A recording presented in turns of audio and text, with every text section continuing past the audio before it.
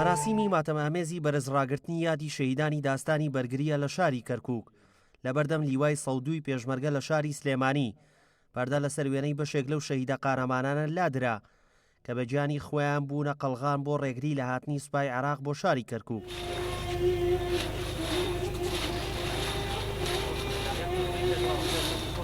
بەڕێز کاک سدیق خەرانجیادی با بفەرمێ بۆ دانانی تاجە گوڵینەی بەڕێز هێرۆ ئیبراهیم ئەحمەد لە بەردەم وێنەی شەهیدە.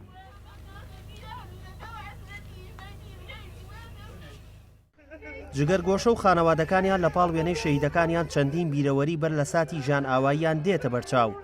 شانیاک چی شەید شەماڵ لەگەڵ خوشک و برا و دایکی هاتووە شەعرێک پێشکەش بە ڕۆحی باوکی بکات.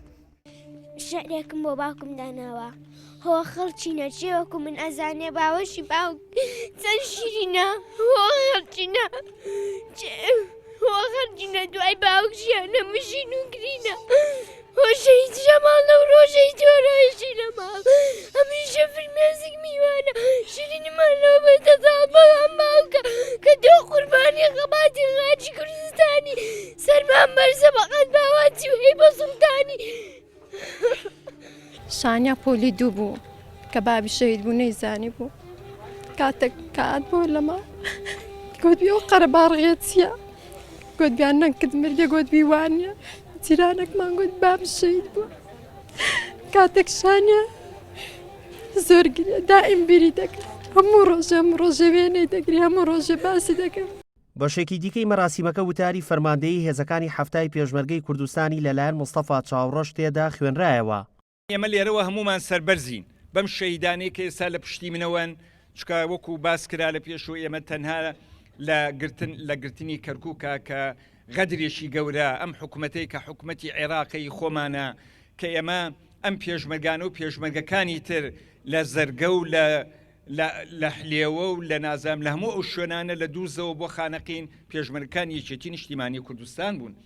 بەڵام زروفێکی سیاسی هاتە پێشەوە بەبێ ئەوەی ڕەچاوی ئەو هەموو ئازایەتی و ماندووبوونە بکەن پەلاماریان داین لەو پەلامارەشە دیارە ئەمانە دیفاعیان کرد. ڕۆژە لە ڕۆژان ئێمە نەمانویستووە کە بچووکترین زەرەر بە عێراق و بەوە بگەینین بەڵام بەداخەوە غەدرێکی گەورەیان لێکردین.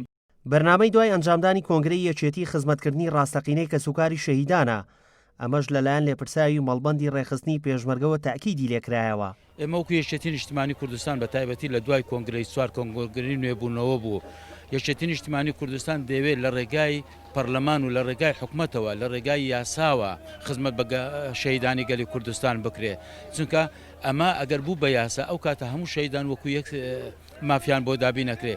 16 دەی 2007 لە دەرەنجامی ڕیفراندۆمی باشووری کوردستان سوپای عێراق هێرشی سەربازی کردە سەر شاری کەرکووک لە ئەنجامی ڕوبەڕووبوونەوەیکی قارەمانانە ژمارەیەک پێشمەرگەی یەکێتی شەهید دەبن و بۆ هەمیشە ناویان لە ڕیزی سەربەرزانی ئەم نیشتیمانە مایەوە. داسیار محەممەد گەلی کوردستان سلێمانی.